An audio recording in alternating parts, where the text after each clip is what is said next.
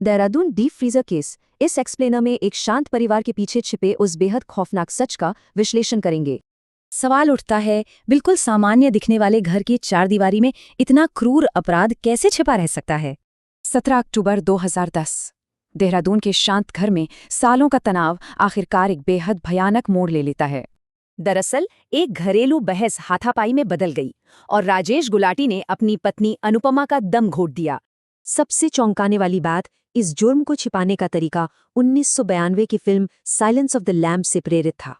बच्चों से झूठ बोला गया, फिर आरी और फ्रीजर खरीदकर शव के टुकड़े करने की वो खौफनाक तैयारी शुरू हुई। 72। जी हाँ, राजेश ने इलेक्ट्रॉनिक आरी का इस्तेमाल करके अपनी पत्नी के शरीर के पूरे 72 टुकड़े कर दिए। अगले 2 महीने तक वो टुकड़े उसी डीप फ्रीजर में पड़े रहे और बच्चे उसी के बगल में खेलते रहे। शक से बचने के लिए वो लगातार अपनी मृत पत्नी के फोन से उसके भाई को मैसेज भी भेजता रहा। लेकिन ये कवर अप ज्यादा नहीं चला। भाई को शक हुआ और आखिरकार 12 दिसंबर को पुलिस घर पहुंची गई। फिनाइल और रूम फ्रेशनर की तेज गंध के बीच जैसे ही वो संदिग्ध फ्रीजर खुला, खौफनाक सच्चाई सामने आ गई। इसमें सबसे अहम गवाही 4 साल के जुड़वा बच्चों की थी, जिन्होंने घर में मशीन चलने की आवाज सुनी थी। अनुपमा के भाई का ये बयान उस गहरे मानसिक सदमे को दिखाता है जिससे वो छोटे और मासूम बच्चे गुजरे। 7 साल चले मुकदमे के बाद 2017 में राजेश गुलाटी को हत्या के जुर्म में उम्र कैद की सजा सुनाई गई।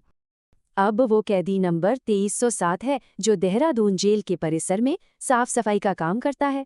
7 साल की ट्रायल पर परिवार का दर्द छलक उठा। देरी से मिला न्याय न मिलने के बराबर है। फरवरी 2025 के सुप्रीम कोर्ट आदेश पर नजर डालें तो अदालत ने उसकी अपील को सिरे से खारिज कर दिया। 14 साल की कैद के बाद सुप्रीम कोर्ट ने सजा निलंबित करने से इनकार कर दिया। कोई राहत नहीं मिली। अपराध विज्ञान में इसे कंटेनरीकरण कहते हैं, इंसानी शरीर को ट्रंक, फ्रीजर या ड्रम में छिपाने का बेहद ही क्रूर तरीका। इस कानूनी विश्लेषण को देखें तो भारत में ऐसे खौफनाक मामलों का एक गहरा पैटर्न साफ नजर आता है। 1995 का तंदूर कांड हो या मेरठ का ड्रम केस, सबूत मिटाने के लिए कंटेनर का ही इस्तेमाल किया गया। अदालतों के लिए ये अचानक आया गुस्सा नहीं, बल्कि ठंडे दिमाग से रची गई साजिश का पक्का सबूत होता है। हैरानी की बात है, ये बंद कंटेनर अनजाने में ही फोरेंसिक टीम के लिए जरूरी सबूत सुरक्षित कर देते हैं। अंत में एक बड़ा सवाल, क्या सामान्य जिंदगी का मुखौटा वाकई इतने खौफनाक और गहरे राज छिपा सकता है? देहरादून